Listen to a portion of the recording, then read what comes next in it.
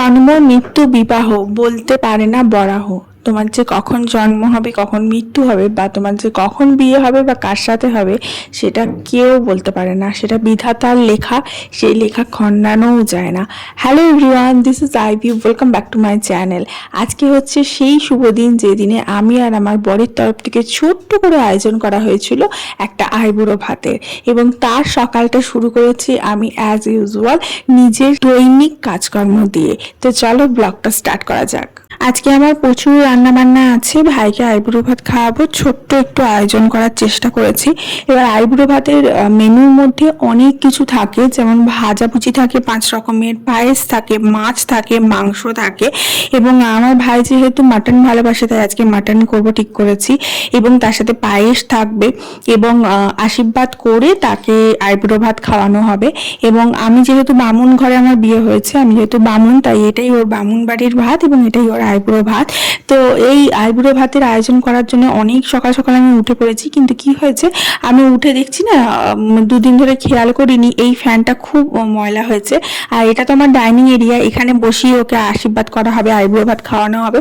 তো ভাবলাম সকাল সকাল রান্না বান্না শুরু করার আগে আমি আগে ফ্যানটা পরিষ্কার করে নিই, দেন ঝটাপট চান করে নেবো। চান টান করে এসে আমি তারপরে রান্না বান্না বসাবো। শুদ্ধ মনে শুদ্ধ বস্ত্রে স্নান করে এসে এই রান্নাগুলো করতে হয়, জন্মদিনের রান্না, আইবুড়ো ভাতের রান্না।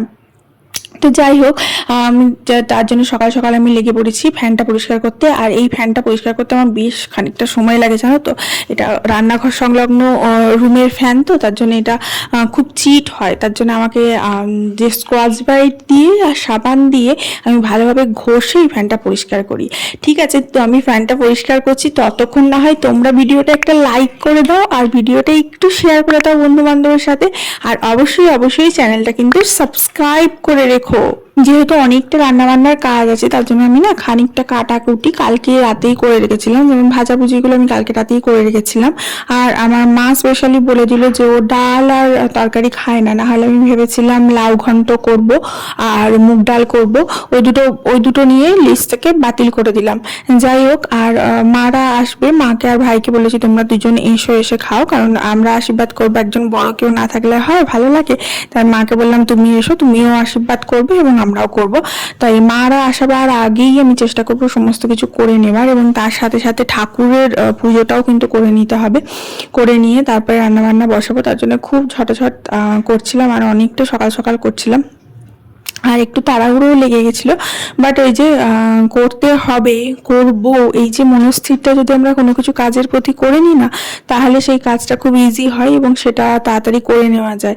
আমি ঠিক করে রেখেছি আমি আজকে এটা করব, আমাকে এটা করতে হবে, এবং এটা আমার গোল, এটা আমি অ্যাচিভ করব।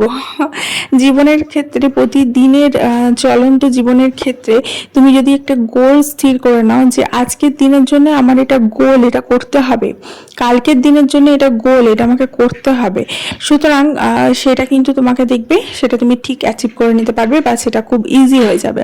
তো যাই হোক, আমি স্কচ ব্রাইট দিয়ে সাবান দিয়ে ভালো করে ঘষে নিলাম।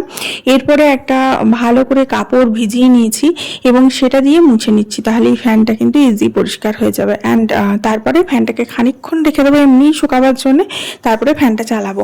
অ্যান্ড আমি যখন ফ্যান পরিষ্কার করি আমার বারবার ওই কমেন্টগুলোর কথা মনে পড়ে, যে কমেন্টগুলো আমার ভালোর জন্যে আমার সাবস্ক্রাইবাররা করে, যে ফ্যানটাকে নিউট্রাল হতে দিন তারপরে পরিষ্কার করুন, ফ্যানটা বন্ধ করার পর খানিকক্ষণ ওয়েট করুন তারপরে পরিষ্কার করুন। তো সেই সমস্ত দিকগুলো কিন্তু আমি অবশ্যই খেয়াল রাখি।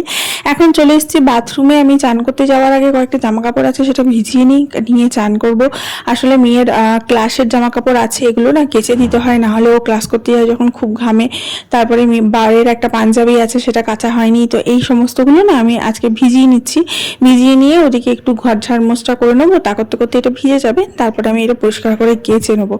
আসলে কোনো জামা কাপড় যদি তুমি সার্ফ জলে ভিজিয়ে 10 থেকে 15 মিনিট রাখো না, সেটা এমনি তার ময়লা ছাড়তে শুরু করে, এবং তারপরে যদি তুমি একটু সাবান দিয়ে ঘষে একটু ধুপে নাও, দেখবে একদম ঝকঝকে তকতকে পরিষ্কার হয়ে যায়।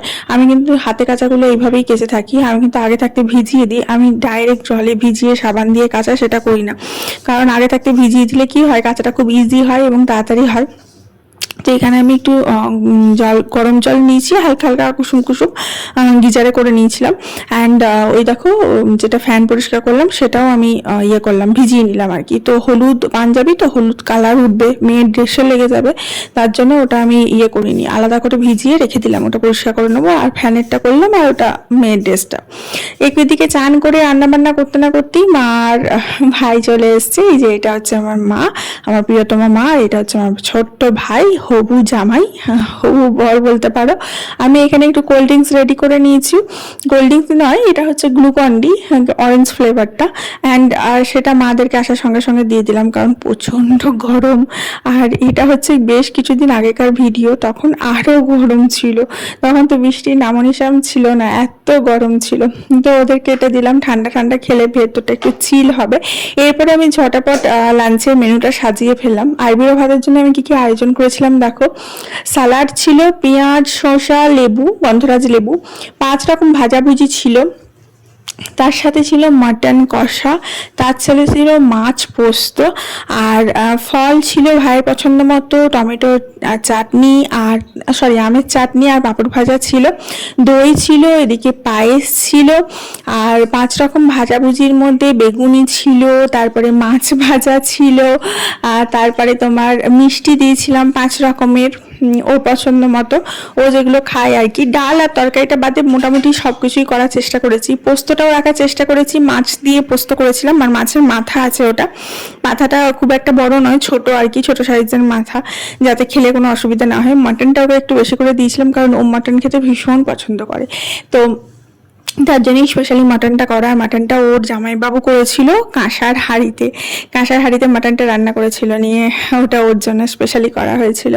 তো ওই রান্না করার সময় এটা ভিডিওটা আমি করে উঠতে পারিনি, কারণ খুব তাড়াহুড়ো লেগে গেছিলো আর কি চটাচট করার জন্য। তাই আবার এখান থেকে স্টার্ট করছি। এখানে আমার মা আশীর্বাদ করছে, প্রথমে ওকে আশীর্বাদ করে প্রদীপ দেখিয়ে পায়েস খাইয়ে দিল। এরপরে আমরা একে একে আশীর্বাদ করব। এবং এখানে আমার মেয়েকে বলছি বস, ও দেখো দাঁড়িয়ে রয়েছে, ও হচ্ছে নির্ভর হবে, মানে বলে যে বাচ্চা তো, ওর তো এখনো সেরকম বয়স হয়নি, এই 5-6 বছরের মতো বয়স। তো পুরোহিত বলেছে ওই নিতবরও হতে পারে, কোনো অসুবিধা নেই। এমনি আমাদের একটু আপত্তি ছিল যে ও যেহেতু মেয়ে নিত কোণে হয়, বর তো হয় না, তো পুরোহিত মশাই যেহেতু করেছিল তার জন্য আমরা করে দিয়েছি আর কি। মা বললো কর, কোনো অসুবিধা নেই।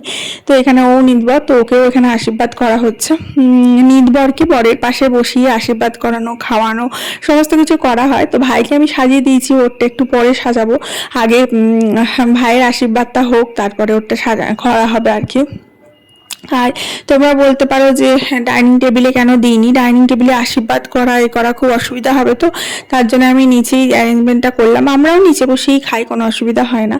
এখানে আমার হাজবেন্ড চলে এসছে, আর ও জামা পরেনি, ওটা এক্সকিউজ করো। আমাদের ঘরে পুরুষ মানুষরা কেউ জামা পরে থাকে না, আমার বাবা, বর, শ্বশুর, আমার ভাই, কেউ ঘরে জামা পরে না। ভাই যেহেতু বাইরে থেকে এসছে তার জন্য পরে আছে। তো ওই আর কি, ও আশীর্বাদ করলো। এবং আমাদের তরফ থেকে ওর জন্য একটা ছোট্ট গিফট রেখেছিলাম, সেটা আমার বর এখনই দেবে। সেটা হচ্ছে ওকে আমি পরিয়ে পছন্দ করিয়ে দোকান থেকে একটা জামা কিনে দিয়েছিলাম, কিনে নিয়ে এসেছিলাম শপিং করতে, যখন গেছিলাম না তখনই কিনে নিয়ে এসেছিলাম, যে তুই পছন্দ করে নে, ওইটাই আর কি দেবো তোকে। তো ওই পছন্দ করে নিয়েছিল, ওইটাই ওকে দিচ্ছে ওর জামাইবাবু। এই যে ওর টি শার্ট, ও খুব টি শার্ট পরে ঘোরে, টি শার্ট পরতে খুব পছন্দ করে, তার জন্য শার্ট না দিয়ে আমি টি শার্ট দিয়েছি। এখানে আমি চলে এসেছি, আমার এখানে একটু সাজাগোজা করা উচিত ছিল, একটু শাড়ি টাড়ি পরলে ভালো হতো, কিন্তু বিশ্বাস করো এত গরম আর এত রান্না করার পর আমার শরীর আর দেয়নি যে আমি একটু সাজগোজ করব। ইভেন আমার মেয়েকেও সাজগোজ করতে বলতে ভুলে গেছি তাড়াহুড়োতে, এবং এত রান্না করে অনেকগুলো আইটেম করেছি, তো তার জন্য একটু চাপ হয়ে গেছিলো, তার জন্য সাজগোজ করা হয়ে ওঠেনি। ওই চান করে ম্যাক্সিটাই খুলিয়ে নিয়েছি। তো যাই হোক, আমাদের তো নাইটি ভীষণ পছন্দের বাঙালিদের, আমরা নাইটি সমস্ত কিছুতেই পরে থাকি। ইভেন বাইরে বাজার করতে গেলেও আমরা নাইটি পরি, বাইরে ঘুরতে গেলেও নাইটি পরি, সুতরাং নাইটি পরে আশীর্বাদ করলে কি অসুবিধা। তো সেখানে আমি আশীর্বাদ করে ফেললাম আমার ভাইকে, তাকে পায়েস জল খাইয়ে দিলাম, এরপরে ভাত খাবে। তো খুব ভালোভাবে আশীর্বাদটা সম্পন্ন হয়েছে, আইবুড়ো ভাতটা সম্পন্ন হয়েছে। আমার তো মন থেকে আমি চাই যে ও খুব ভালো থাকুক, ওর বউকে নিয়ে খুব ভালোভাবে সংসার করুক।